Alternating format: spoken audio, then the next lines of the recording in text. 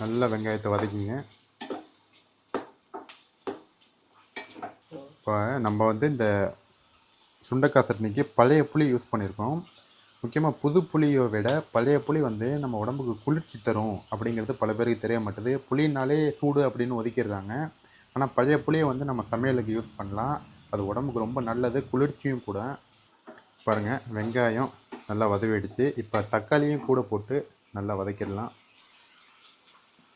நல்லா வதக்கிடுங்க.